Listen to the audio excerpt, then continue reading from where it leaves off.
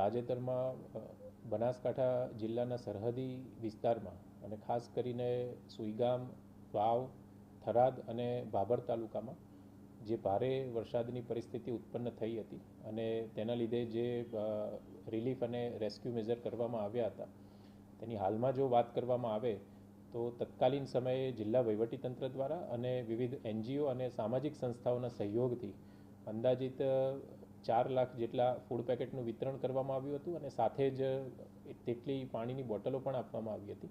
આ ઉપરાંત 19,000 જેટલી વિવિધ જીવન જરૂરી ચીજ વસ્તુઓ ધરાવતી રાશન કીટ પણ આપવામાં આવેલી હતી. 156 ટીમો કરતાં વધારે UGVCLની ટીમો દ્વારા યુદ્ધના ધોરણે કામગીરી કરવામાં આવી હતી અને કહી શકાય કે 5 કે 6 દિવસના ટૂંકા સમયગાળામાં જેટલા પણ 297 વિલેજમાં ઇલેક્ટ્રિસિટી પ્રભાવિત થઈ હતી તે તમામ ગામમાં ઇલેક્ટ્રિસિટી પૂર્વવત કરવામાં આવી છે. આ ઉપરાંત ફક્ત જ્યોતિર્ગામ નહીં, એગ્રીકલ્ચર ફીડર પણ જે પ્રભાવિત થયા હતા તેમાં પણ વીજળીનો પુરવઠો 100% કાર્યરત કરી દેવામાં આવ્યો છે.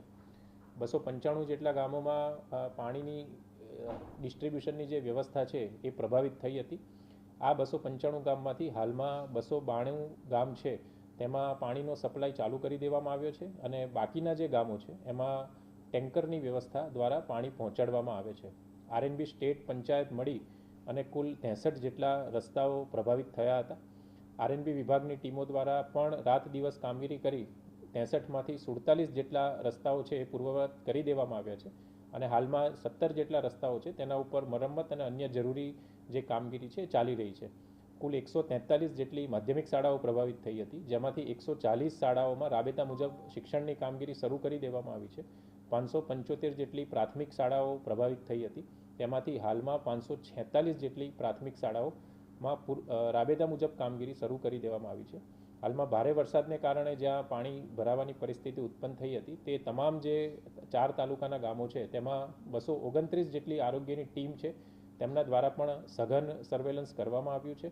100 કરતાં વધારે જે ટીમો છે એ ઘર વખરી, કેશ ડોલ, મકાન સહાય, પશુ સહાય, આ ઉપરાંત જે પણ રિલીફ અંતર્ગત સહાય આપવામાં આવે છે તેના માટે સર્વે ટીમો પણ બનાવવામાં આવી છે અને આવતીકાલ સાંજ સુધીમાં આ સર્વે ટીમો દ્વારા સર્વે પૂરું કરી દેવામાં આવે તે પ્રમાણેની સૂચના આપવામાં આવી છે.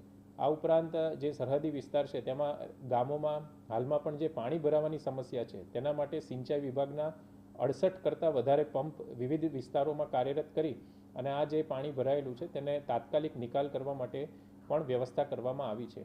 આમ જે સરહદી તાલુકાઓ છે તેમાં અતિ ભારે વરસાદના કારણે જે ડિઝાસ્ટરની પરિસ્થિતિ ઉત્પન્ન થઈ હતી તેમાં ગુજરાત સરકાર સાથે સાથે જિલ્લા વહીવટીતંત્ર અને સાથે સ્થાનિક જે તલાટી અને સરપંચોના પણ પ્રયાસોને કારણે હાલમાં પરિસ્થિતિ ધીરે ધીરે પૂર્વવત થઈ રહી હોય એવું પ્રાથમિક દ્રષ્ટિએ જણાય છે.